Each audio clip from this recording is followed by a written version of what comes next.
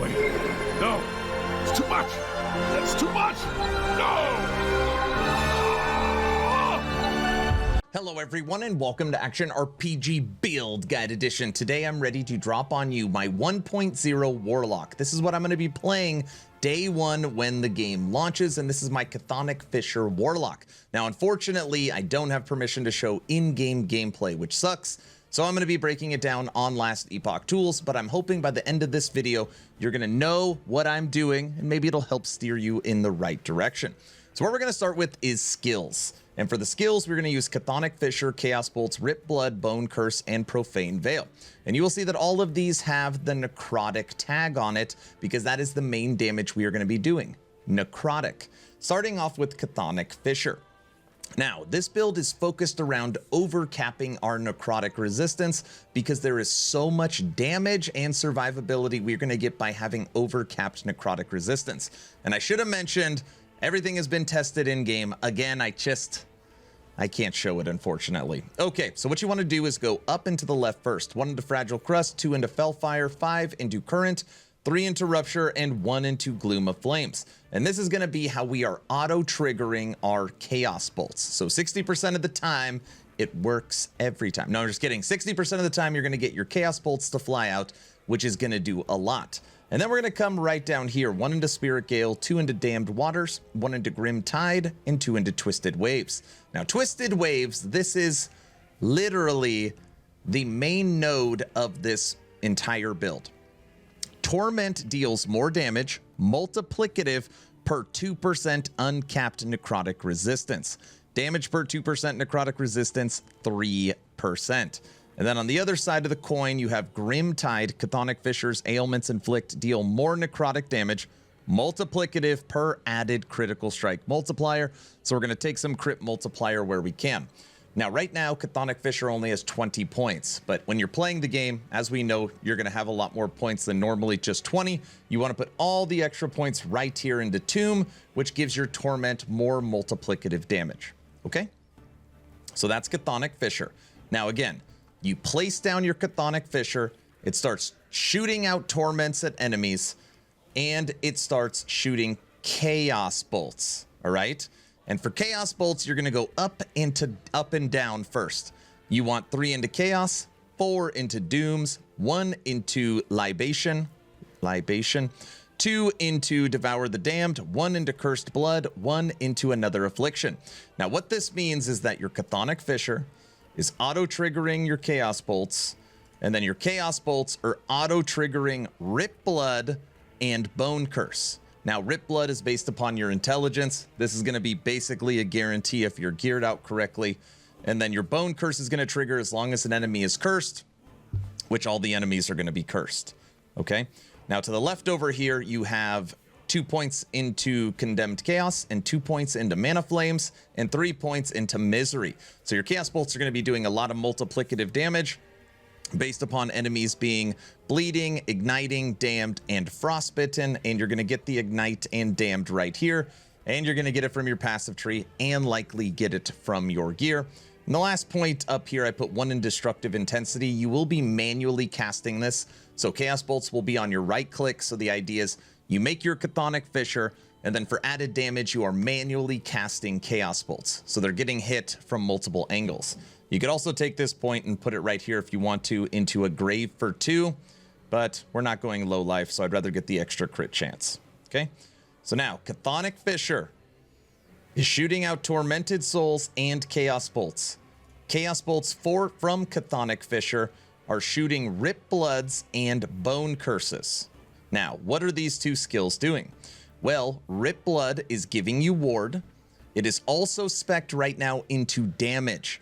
So we've got Run Dry, we've got Splatter, and then we've got boosted our splatter damage. So it's going to splatter 100% of the time. Now, mana for this build can be a problem. So I didn't put the point right here because this will give you double the splatters because then you have to spend mana. So if you can afford the mana, you can put it here. Now, this is the damage variation. If you pull these points out here, you can go to the left and you can build up more ward. So this is the damage way. If you want more damage, which I do, you go this variation. If you want more ward, you go up and to the left in this tree right here. Okay, so now your Chthonic Fisher is making Chaos Bolts and Tormented Souls. Your Chaos Bolts are casting Rip Blood, which is casting in its necrotic form, and also casting Bone Curse. So now you're inflicting enemies with Bone Curse, and you're inflicting enemies with Mark of Death. So additional couple curses on the enemy. You're getting some survivability with your bone armor. You're getting some kill threshold.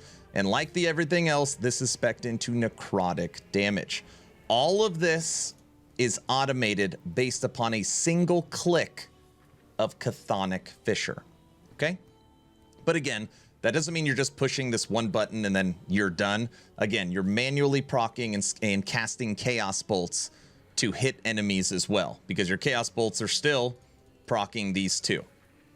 Now, the last skill is Profane Veil. Oh, I love Profane Veil. You're so tanky. It is such an awesome skill. Now, you want to go up and to the left first. 1 point into Loose Tongue, 2 into Harsh Words, 1 into Profane Orbs, and 4 into Hex Flurry. Now, when you use Profane Veil, it's going to make these little balls. Little balls are going to hit enemies, and it does do a decent amount of damage. Also, you're going to put 1 point in Unholy Renewal. This cleanses all ailments. You want to be able to stay in Profane Veil for a longer duration and move quicker. So you want to take Eternal Blasphemy. You want to inflict an additional curse. You're going to put Penitence on enemies. So, Penance. I'm sorry. You're going to put Penance on enemies. And then you're going to come down here, put 1 into Spirit Plate. So now not only are you going to dodge, you're also going to have armor. Applies to dot. You want 1 into Discourage, 4 into Scorn, and 1 into Stream of Profanity. This is going to reduce the cooldown of your skills based upon curses you cast. So you're actually going to be able to use Profane Veil more because you are casting a curse, Chthonic Fisher. Okay? So when you put down Chthonic Fisher and it's triggering all this stuff, when you go into Profane Veil, you're getting a boost to your damage when you are inside of Profane Veil. It works really, really well. And this has a guaranteed dodge. So you're adding another curse, you're cleansing ailments, you are doing damage, you are boosting your other spells' damage. And you're a tank. I've never died inside of Profane Veil. Literally never. So those are the skills. Now, let's go into the passive tree. Let's go into the passive tree. Now for the base, 8 into Forbidden Knowledge, 6 into Stolen Vitality, 1 into Mana of Mortality, and 5 into Unnatural Preservation. And you will notice Unnatural Preservation gives you Necrotic Resistance. We are then going over to Warlock, 8 into Chaos of Flames, because you want the fire damage, necrotic damage, ignite, and damned chance. You'll see why. 5 into Mind, gives you some mana per intelligence, which is great. 3 into Ward, and right here, 3 into Imperishable. And 3 into Imperishable. Now you will notice here the 3-point bonus. Ward decay threshold per 1% necrotic resistance. Again, you want as much necrotic resistance as possible. It's big. 6 into Spirit Leech, 5 into Howling Armor, 5 into Dark Protections, 5 into Wither, less damage taken, and you're going to put Wither on all of your enemies. 2 into Encroaching Darkness. This is going to apply another curse when you cast Chthonic Fisher, which is Anguish. So you've got Penance, you've got Mark for Death, you've got Bone Curse, you've got Anguish, you've got Torment. The enemies are covered in curses. You will also be applying additional spell damage to curses, and hitting a boss or rare also triggers Anguish. And we're going to cover the middle last. We're going to come up to the top. You're going to take Body for the Vitality and the Intelligence. You're going to take Chaotic Strikes for the double damage. And you're going to take Weak Havoc for the boost to crit multiplier, because remember, inside a Chthonic Fisher, you're going to do more damage based upon your crit multiplier. Now, when you are auto-triggering all of that stuff, you are also going to be getting Damned Overload, which is going to be chaining enemies. And you're going to get Ignite Overload, which is going to be casting Flame Whip And when you have these, you're also going to be triggering Witchfire. And you're going to be able to spread your Witchfire and do more damage. Okay, so let me give you the full rundown one more time, and I'll try and get this all out. It's a lot. You cast Chthonic Fissure, which automatically puts a couple of enemies cursed with anguish. This is going to be tormenting enemies, an additional curse, and it is going to be shooting enemies with Chaos Bolts. Chaos Bolts are automatically going to be triggering Rip Blood in its damage variation, Necrotic, and Bone Curse, which is going to be cursing enemies with Bone Curse and cursing them with Mark for Death. On top of that, that one push of Chthonic Fissure will also be giving you Damned Overload and Ignite Overload and triggering Witchfire from one button. Everything I just said is a singular cast. I know it's a lot. Okay, let's tie it all together with some gear. Now you will notice right here, okay, my necrotic resistance, yes, this number is correct. It says 916%. And we will go through each item because we're still not done with necrotic resistance. Amulet, tier 6 necrotic resistance and necrotic resistance in the implicit. Offhand, tier 6 necrotic resistance. These aren't even tier 7s. Armor, tier 6 necrotic resistance. Ring, necrotic resistance in the implicit and necrotic resistance in tier 6 for the suffix. Same ring. Belt. You're getting the pattern. Boots. Oh, boots we didn't take necrotic resistance because I thought we would want 100% crit avoidance. Gloves. And offhand. Now, offhand, I'm still testing. There is an argument to be made that for sure Twisted Heart will be best in slot. I'm just going to need to do more testing. So if you get a Twisted Heart, you could use that as well. And then the two legendaries I'm using is, of course, Mad Alchemist Ladle. And we're going to have to see if maybe this gets nerfed for the patch notes. I have no idea. And then the helmet. And then the helmet. Now, the helmet does something as well. So the Bone Clamor, 1 ward per second per 3% uncapped necrotic resistance. This helmet at this is 300 ward a second. 300 ward a second. And if we have 900 ward resistance, or 900 necrotic resistance, that means our ward decay threshold is 900.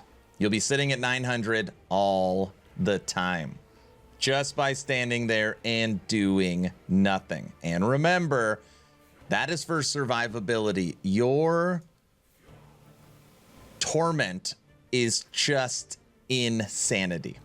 Okay? Now, we are taking necrotic resistance on our idols, and we are taking life on our idols. And then for the blessings, spell damage, leeches health, crit avoidance, endurance, physical resistance, and mana. So that is the build. And obviously in my version, on the launch version of the game, I do not have gear like this. Just to be clear, a lot of this is still fairly theory. Everything functions the way I want it to. I just need to get into the main game and get some of this gear. But at least from a functioning everything procking, it works perfectly. So this is my launch version of Warlock. I think it is going to be really, really fun. And I really like Witchfire. I like the overloads. I like the Flame Whip and the chains. It is just a really, really fun. And it's not a one button build because you're making Fissure, you're casting bolts, you're using Profane Veil.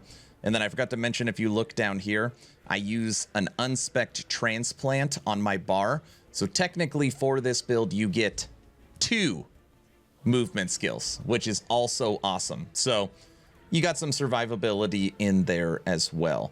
So that's the build. Chthonic Fissure, Witchfire, Warlock. I want to know your opinion. Is there something I missed? Is there an idea that it didn't hit me, but it hit you? Let me know your thoughts in the comment section below. 2 asks at the end of the video. Ask number 1, I'm hoping today is the day I have earned your subscription. I'm hoping today is the day you make the decision to push that little red button. I would really appreciate it, but of course, only if you think I have earned it. Ask number 2, check out my Patreon. Thank you to the first 106 members that have signed up. I get asked all the time, what's the best way to support? And Patreon is it, and you get the most added benefits. I'm done. Hopefully you were entertained or at least learned something. Aaron, out.